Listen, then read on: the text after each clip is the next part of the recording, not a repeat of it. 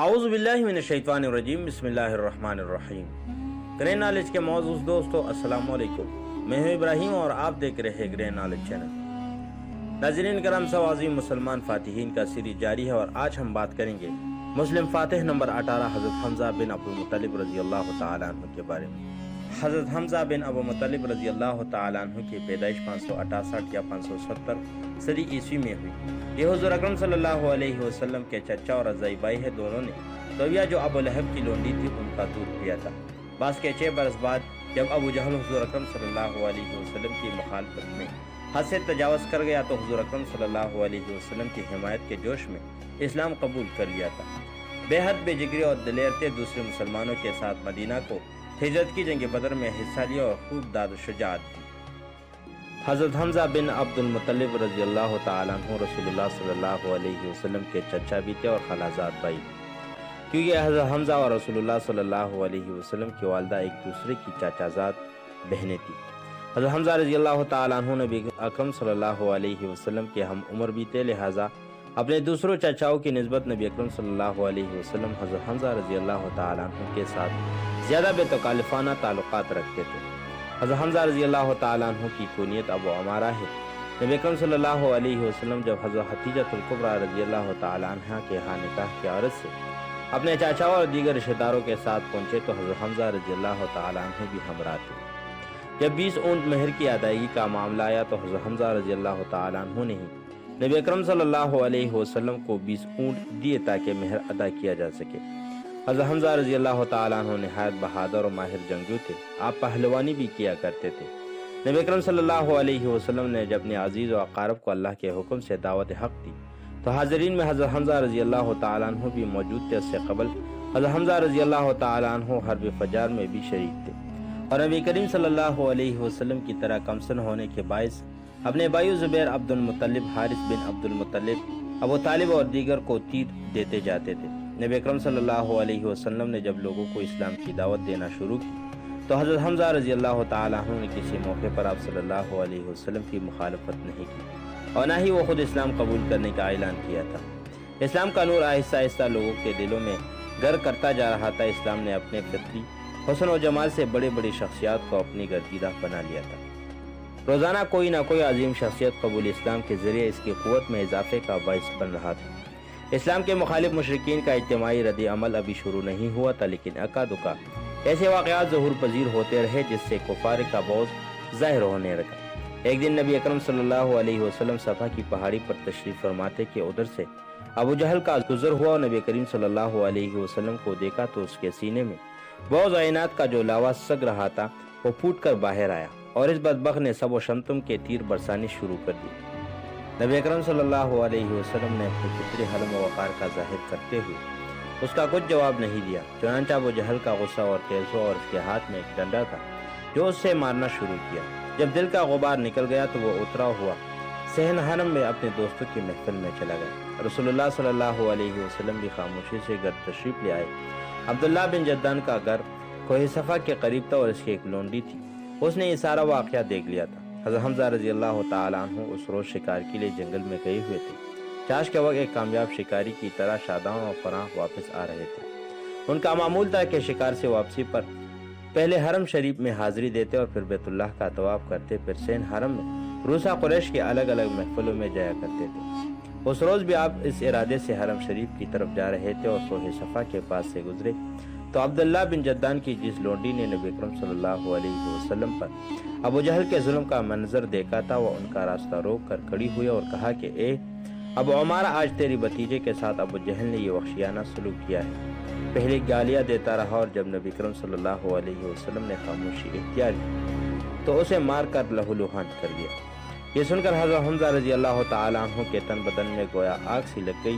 آپ غصے سے آگ بگولا ہوئے اور ابو جہل کی تلاش میں نکل کھڑے ہوئے۔ سب لوگ دیکھ رہے تھے کہ حضرت حمزہ رضی اللہ تعالیٰ عنہ کی آج کیفیت ہی نرالی ہے، نہ کسی سے احوال پوچھ رہے، نہ کسی محفل میں کھڑے ہو کر سلام کہہ رہے۔ ابو جہل کی تلاش میں آگے ہی آگے بڑھتے چلے جا رہے تھے۔ حضرت حمزہ رضی اللہ تعالیٰ عنہ کی نظر ابو جہل پر پڑی تو اس وقت وہ اپنے اہلیہ قبیلہ کے محفل میں بڑے غرور سے بیٹھا ہوا تھا اور بیہودہ کارنامے سنا رہا تھا۔ آپ اس مجلس میں گھس گئے اور اپنے کمان سے اس مزدور کی سر پر ضربیں لگائی جس کی وجہ سے ان کا سر پھٹ گیا تھا، اور حضرت حمزہ رضی اللہ تعالیٰ عنہ نے غصے سے گرجتے ہوئے کہا کہ ابو جہل، تیرے یہ مجال کہ تو میرے بھتیجے کو گالیاں دے، حالانکہ میں نے اس کا دین قبول کر لیا ہے۔ اگر تجھ میں ہمت ہے تو آ مجھے روک کر دکھا۔ قبیلہ بنو مخزوم کے لوگوں نے جب اپنی سردار کی یہ رسوائی دیکھو تو سیخ پر پا ہو گئے۔ حضرت حمزہ رضی اللہ تعالیٰ عنہ سے لڑنے کے لیے بڑے، لیکن ابو جہل بہت مکار تھا۔ وہ جانتا تھا کہ حضرت حمزہ رضی اللہ تعالیٰ عنہ جیسے شیر دل انسان کا مقابلہ ان لومڑیوں کی بس کی بات نہیں، اور خواہ مخواہ کئی جانیں ضائع ہو جائیں گی۔ چنانچہ وہ اپنے قبیلوں والے سے مخاطب ہو کر کہنے لگا کہ آب عمارہ کو کچھ نہ کہو، اللہ غلطی میری تھی کہ میں نے اس کے بھتیجے سے بد کلامی اور بدسلوکی کی۔ رشتہ داری کے جوش میں حضرت حمزہ رضی اللہ تعالیٰ عنہ سے یہ سب کچھ ہو گیا۔ ابو جہل سے اپنے پیارے بھتیجے کا بدلہ بھی لیا اور مسلمان ہونے کا اعلان بھی کر دیا۔ گھر آئے تو نفس امارہ نے بہت ملامت کرنا شروع کی کہ حضرت حمزہ رضی اللہ تعالیٰ عنہ، یہ تم نے کیا کر دیا؟ فرد اعظم میں اتنا دور چلا گیا کہ اپنے ابا و اجداد کے عقیدے کو بغیر سوچے سمجھے ترک کیا اور نئے دین کو قبول کرنے کا اعلان بھی کر دیا۔ تو نے جلد بازی میں بڑا غلط فیصلہ کیا۔ حضرت حمزہ رضی اللہ تعالیٰ عنہ گم و گو کی حیثیت میں تھے، انہیں کچھ سمجھ نہیں آ رہی تھی کہ وہ کیا کریں۔ انہیں یہ بات اپنے شان کے سراسر خلاف معلوم ہوئی کہ انہوں نے ایک ایسا دین قبول کیا ہے جس کے بارے میں انہوں نے پوری طرح غور و فکر بھی نہیں کیا۔ ساری رات بڑی اطراف میں کٹی اور ایسی پریشان رات انہوں نے کبھی بھی زندگی میں نہیں گزاری تھی، اور ایسی ذہن کرب سے انہوں نے کبھی پالا نہیں پڑا تھا۔ جب صبح ہوئی تو بارگاہ رسالت میں حاضر ہوئے اور عرض کی کہ اے میرے بھتیجے، میں ایک ایسی مشکل میں گرفتار ہوا ہوں جسے نکلنے کا کوئی راستہ نہیں جانتا، اور ایسی بات پر قائم رہنا میرے لیے بڑا مشکل ہے کہ جس کے بارے میں مجھے یہ علم بھی نہیں کہ یہ ہدایت ہے یا گمراہی، اس لیے مجھے اس کے بارے میں کچھ ارشاد فرمائیے۔ میرے بھتیجے، میری خواہش ہے کہ آپ صلی اللہ علیہ وسلم اس سلسلے میں گفتگو کریں۔ مرشد کامل صلی اللہ علیہ وسلم نے حضرت حمزہ رضی اللہ تعالیٰ عنہ کے بےتاب دل پر توجہ فرمائی اور دل میں اتر جانے والے انداز میں اسلام کا تعارف کرایا۔ اتنی ہی دیر تھی کہ سارے حجاج اٹھ گئی، ساری ظلمتیں کافور ہوئی، شک کا غبار چھٹ گیا، دل کی دنیا نور ہو گئی، جگمگانے لگی اور دل ایمان کی کرنوں سے روشن ہوا۔ تو عرض کیا کہ میرے دل کی گہرائیوں سے گواہی دیتا ہوں کہ آپ صلی اللہ علیہ وسلم سچے ہیں۔ اے میرے بھائی کے فرزند، آپ اپنے دین کا اظہار فرماتے رہے۔ واللہ میں اس بات کو ہرگز پسند نہیں کرتا کہ مجھے ہر نعمت دے دی جائے جس پر آسمان سایہ فگن ہو، تاکہ میں اپنے دین کی طرف واپس لوٹ جاؤں۔ حضرت حمزہ رضی اللہ تعالیٰ عنہ کے ایمان لانے سے عالم کفر پر ایک رعب سا طاری ہوا۔ بے آسرا مسلمانوں کی ستم رانیوں میں بے حد تک کمی آئی۔ آپ کے اشعار جو آپ نے ابھی اسلام لانے کی خوشی میں بطور شکر و حمد کہے ہیں، ان کا ترجمہ ہے کہ میں اللہ تعالیٰ کی حمد کرتا ہوں جس نے میرے دل کو ہدایت دی اسلام قبول کرنے کے لیے، جو دین حنیف ہے، وہ دین جو ربی کریم کی طرف سے آیا ہے، جو عزت والا ہے، جو اپنے بندوں کے حالات سے باخبر اور ان کے ساتھ لطف و احسان فرمانے والا ہے۔ جب اس کے پیغاموں کو ہم پر تلاوت کی جاتی ہے تو ہر عقل مند اور زیرک انسان کے آنسو ٹپکنے لگتے ہیں۔ ایک ایسے پیغامات ہیں جو احمد مجتبیٰ صلی اللہ علیہ وسلم لے کر آئے ہیں، ایسے آیات کے ساتھ جن کے حروف روشن ہیں۔ معروف سیرت نگار قاضی محمد سلیمان منصور پوری لکھتے ہیں کہ ابو جہل کا سر پاڑ کر حضرت حمزہ رضی اللہ تعالیٰ عنہ نبی اکرم صلی اللہ علیہ وسلم کے خدمت میں حاضر ہوئے اور کہا کہ اے بھتیجے، تم یہ سن کر بہت خوش ہوگے کہ میں نے ابو جہل سے تمہارا بدلہ لیا ہے۔ نبی اکرم صلی اللہ علیہ وسلم نے اپنے چچا کو فرمایا کہ چچا، میں ایسی باتوں سے خوش نہیں ہو سکتا، ہاں تم مسلمان ہو جاؤ گے تو مجھے بہت خوشی ہوگی۔ حضرت حمزہ رضی اللہ تعالیٰ عنہ اسی وقت مسلمان ہوئے۔ اس کے بارے میں مختلف اقوال ہے کہ آپ کب اسلام لائے۔ بعض لکھتے ہیں کہ اعلان نبوت کے 5ویں سال، اور بعض لوگوں نے 6واں سال لکھا ہے، لیکن علامہ ابن حجر رحمۃ اللہ علیہ، ابن اسیر رحمۃ اللہ علیہ اور علامہ احمد بن زینی رحمۃ اللہ علیہ کا بیان ہے کہ عباس نبی صلی اللہ علیہ وسلم کے دوسری سال ہی ایمان لائے تھے، اور یہ قول درست بھی معلوم ہوتا ہے۔ بعض کے دوسرے سال آپ کے مشرف با اسلام ہونے کے قائل محققین میں شیخ محمد ثاقل العرجون رحمۃ اللہ علیہ، علامہ ابن اکبر رحمۃ اللہ علیہ اور علامہ قسطانی رحمۃ اللہ علیہ بھی شامل ہیں۔ حضرت حمزہ رضی اللہ تعالیٰ عنہ جیسے مرد میدان بہادر نڈر و قریش کے معزز جوان کا بغیر کسی حل و حجت کے اسلام قبول کر لینا بلا شبہ اسلام کی صداقت کی ناقابل تردید دلیل ہے، اور نبی اکرم صلی اللہ علیہ وسلم کا عظیم شان معجزہ ہے۔ حضرت عمر رضی اللہ تعالیٰ عنہ اپنی بہن کے گھر سے قرآن کی آیات سن کر قبول اسلام کے لیے دارالارقم کے دروازے پر پہنچے تو ان کے ہاتھ میں ابھی تک وہ تلوار موجود تھی جسے نبی اکرم صلی اللہ علیہ وسلم کو شہید کرنے کے ارادے سے نکلے تھے۔ وہی حضرت عمر رضی اللہ تعالیٰ عنہ تھے، وہی تلوار تھی، مگر دل بدل چکا تھا۔ دروازہ بند تھا اور اس پر دستک ہوئی۔ کسی نے کوڑے کے سوراخ میں دیکھا کہ باہر عمر کھڑا ہے اور ساتھ ننگی تلوار بھی ہے۔ صحابہ کرام رضی اللہ تعالیٰ عنہ ہچکچائے کہ دروازہ کھولے یا نہ کھولے۔ حضرت حمزہ رضی اللہ تعالیٰ عنہ بھی موجود تھے اور آپ نے فرمایا ڈرو مت، دروازہ کھول دو۔ عمر اندر داخل ہو کر بارگاہ مصطفیٰ صلی اللہ علیہ وسلم کے آداب ملحوظ رکھے گا تو ہم اس کی تکریم کریں گے اور خوش آمدید کہیں گے، اور اس کی نیت میں ذرا فتور محسوس ہوا تو اس کی تلوار چھین کر اس کا سر اڑا دیں گے۔ اہل ایمان کے لیے جب مکہ میں رہنا دشوار بنا دیا گیا تو نبی اکرم صلی اللہ علیہ وسلم نے مسلمانوں کو اجازت دی کہ حبشہ کی طرف ہجرت کر دیں۔ آپ صلی اللہ علیہ وسلم کی اس ہجرت سے پہلے ہی آپ صلی اللہ علیہ وسلم کی اجازت سے کئی مسلمان مدینہ میں پہنچ چکے تھے، اور جو مکہ میں رہے تھے وہ بھی مدینہ شریف پہنچنے کی فکر میں تھے۔ عقیدتوں کا مرکز مدینہ ہجرت کیا تو حبشہ موجود مسلمانوں بھی مدینہ پہنچ چکے تھے۔ حبشہ سے مہاجرین کے مدینہ منورہ آنے سے قبل ہی نبی اکرم صلی اللہ علیہ وسلم نے مسلمانوں کے درمیان موحد بھائی چارے قائم کرنا شروع کیا۔ آپ صلی اللہ علیہ وسلم جیسے جیسے کوئی مہاجر مدینہ تشریف آور ہوتا اسے کسی انصاری کا بھائی بنا کر دونوں میں بھائی چارہ قائم کرتا۔ نبی اکرم صلی اللہ علیہ وسلم نے اپنے بھائی حضرت علی رضی اللہ تعالیٰ عنہ، حضرت زید بن حارث رضی اللہ تعالیٰ عنہ کا بھائی حضرت حمزہ رضی اللہ تعالیٰ عنہ قرار دیا۔ حضرت زید رضی اللہ تعالیٰ عنہ مہاجر تھے اور حضرت حمزہ رضی اللہ تعالیٰ عنہ بھی، لیکن آپ صلی اللہ علیہ وسلم نے ان میں گہری محبت دیکھتے ہوئے ان دونوں کو بھائی چارے کے رشتے میں باندھا۔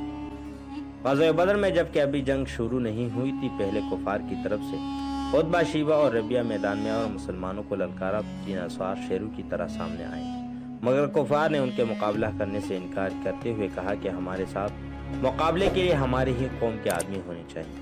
اس پر جناب رسول صلی اللہ علیہ وسلم نے اپنے چچا حضرت حمزہ، اپنے چچا زاد بھائی حضرت علی اور دوسرے چچا زاد بھائی حضرت عبیدہ بن حارث رضی اللہ تعالیٰ عنہ کو حکم دیا کہ ان بدبختوں کو سبق سکھایا جائے۔ حضرت حمزہ رضی اللہ تعالیٰ عنہ کی بھی آپ صلی اللہ علیہ وسلم سے بہت محبت رکھتے تھے، اس لیے ہر مقام پر آپ رضی اللہ تعالیٰ عنہ خدمت کے لیے نبی اکرم صلی اللہ علیہ وسلم کے ساتھ دکھائی دیتے تھے۔ جنگ احد میں آپ جس بے جگری سے لڑے وہ مثال کہیں نظر نہیں آتی۔ جنگ بدر میں آپ کے ہاتھوں قتل ہونے والے ایک مشرک کے رشتہ داروں اور ہندہ زوجہ ابو سفیان اپنے چھوٹے نیزوں کے ماہر نشان بازو حشینہ میں حبشی غلام کو آزاد اور مالی دولت کے لالچ دے کر کہا کہ تم کسی طرح حضرت حمزہ رضی اللہ تعالیٰ عنہ کو شہید کر ڈالو۔ حضرت حمزہ رضی اللہ تعالیٰ عنہ دشمن پر بلی کی طرف ٹوٹ پڑے، ادھر بڑھتے تو آپ کی تلوار کئی سرخاک پر گرا دیتی۔ اللہ کے شیروں سے ڈر کر کفار بھاگنا شروع ہوئے تو حضرت حمزہ رضی اللہ تعالیٰ عنہ بھی ان کے تعاقب میں تھے۔ اسی دوران حضرت خالد بن ولید رضی اللہ تعالیٰ عنہ جو کہ مسلمان نہیں ہوئے تھے اور کفاری لشکر کی قیادت میں تھے، اس نے تیر انداز مسلمانوں کو اپنی جگہ سے غائب دے کر عقب پر حملہ کیا۔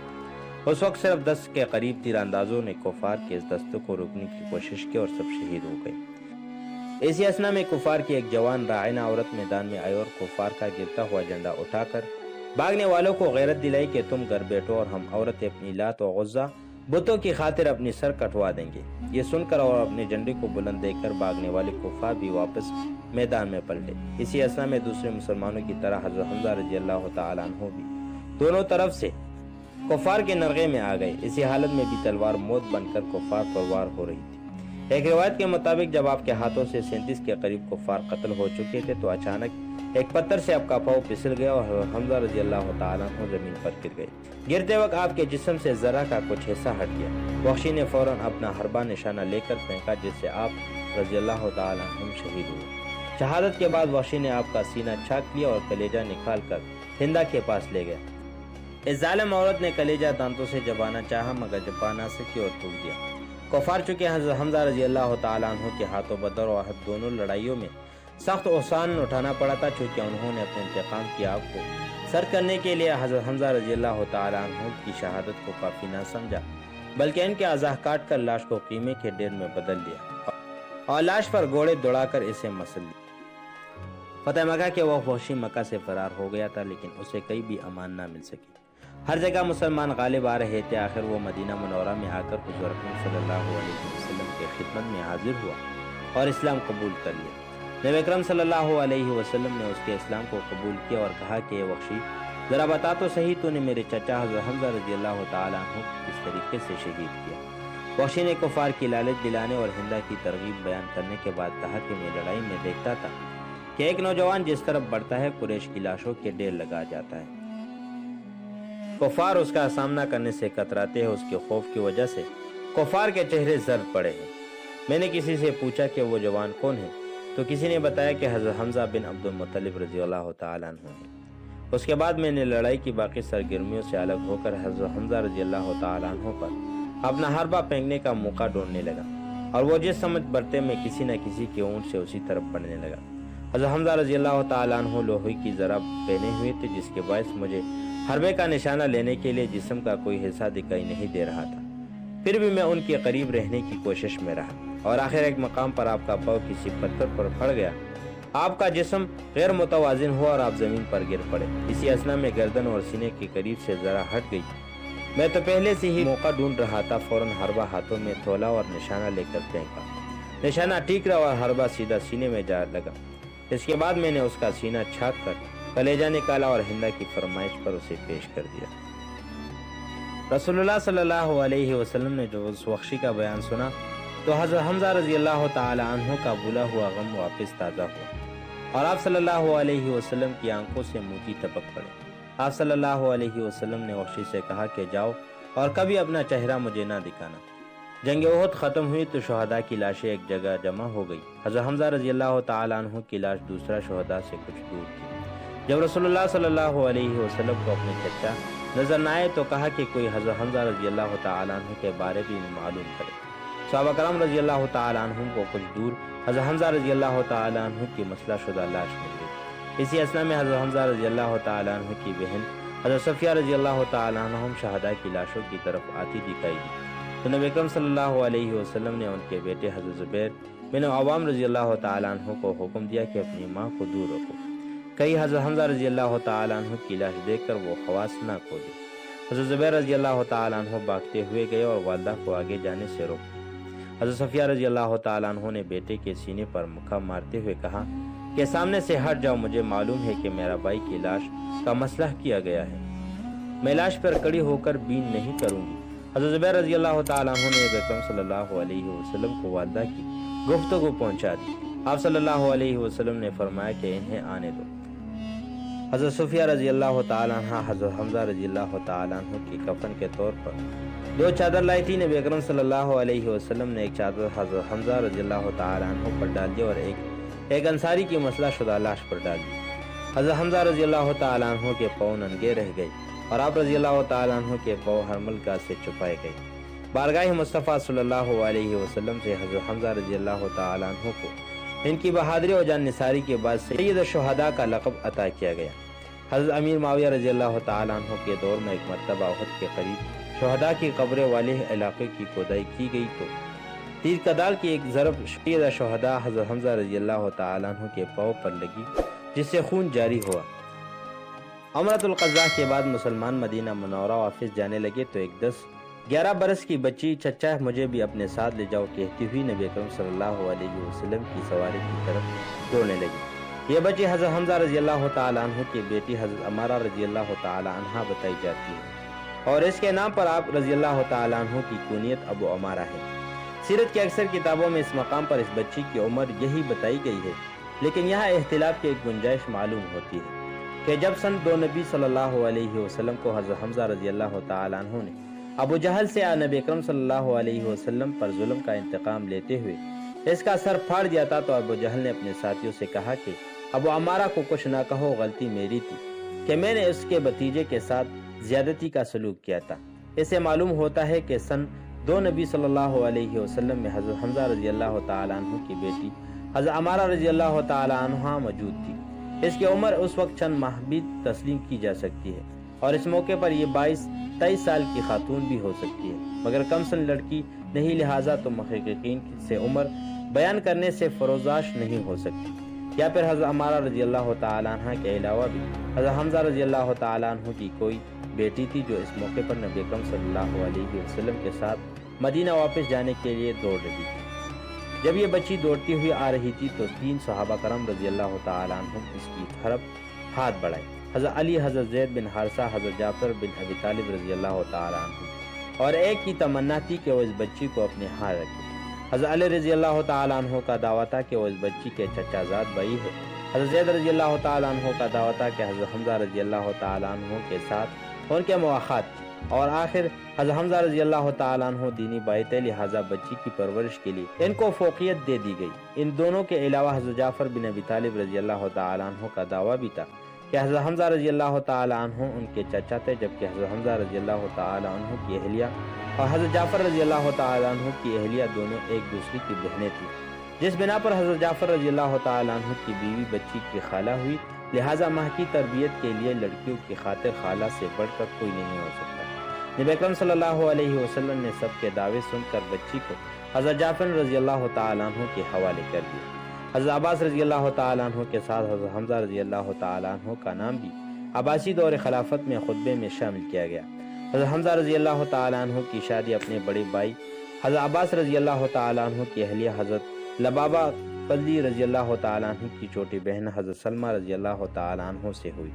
آپ کی شہادت کے بعد حضرت سلمہ رضی اللہ تعالیٰ عنہ سے حضرت شداد بن احاد رضی اللہ تعالیٰ عنہ نے نکاح کیا، اور حضرت سلمہ رضی اللہ تعالیٰ عنہ سے حضرت حمزہ رضی اللہ تعالیٰ عنہ کی بیٹی حضرت امامہ بنت حمزہ رضی اللہ تعالیٰ عنہ پیدا ہوئی۔ بعض روایت میں اس کا نام امت اللہ امارتوں اور بعض میں فاطمہ بتایا گیا ہے۔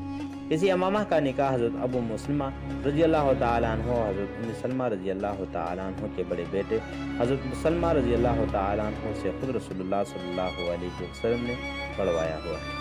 حضرت حمزہ بن ابو طالب رضی اللہ تعالیٰ عنہ جنگ احد میں وحشی نامی غلامی کے ہاتھوں سے شہید ہوئے۔ ابو سفیان کی بیوی ہندہ نے غزوہ احد میں اپنے ایک غلام وحشی کو ان کے قتل پر معمور کیا تھا، جس نے آپ پر چھپ کر سے نیزہ پھینکا۔ جب وہ شہید ہوئے تو اس نے ان کا کلیجہ نکال کر کچا جبانا اور ان کی لاش کو مسلخ کیا گیا، اور اس کا حضور اکرم صلی اللہ علیہ وسلم کو بے حد رنج تھا۔ اس سیریز میں صرف جنگی محاذ فتح کردہ مقامات مسلمان فاتحین کا دور حکومت اور ان کے تمام فتح کردہ مقامات اور ان کے قابلیت کے بارے میں بات کریں گے۔ تو اس دعا کے ساتھ کہ اللہ تعالی ہمارا خاتمہ بالایمان کر دے اور نیکی کرنے کا توفیق عطا فرمائے۔ تو ہماری آج کی ویڈیو کا یہاں پر اختتام ہوتا ہے۔ مزید اس طرح کی ویڈیو کے لیے ہمارا یوٹیوب چینل سبسکرائب کیجیے اور بیل آئیکن کو دبانا مت بھولیے، تاکہ تمام نئی ویڈیو کی اپڈیٹ آپ کو بر وقت ملتی رہے۔ تو ملتے ہیں اگلی ویڈیو میں، اس وقت تک کے لیے اپنے گھردن والوں کا بہت سا خیال رکھیں۔ السلام علیکم۔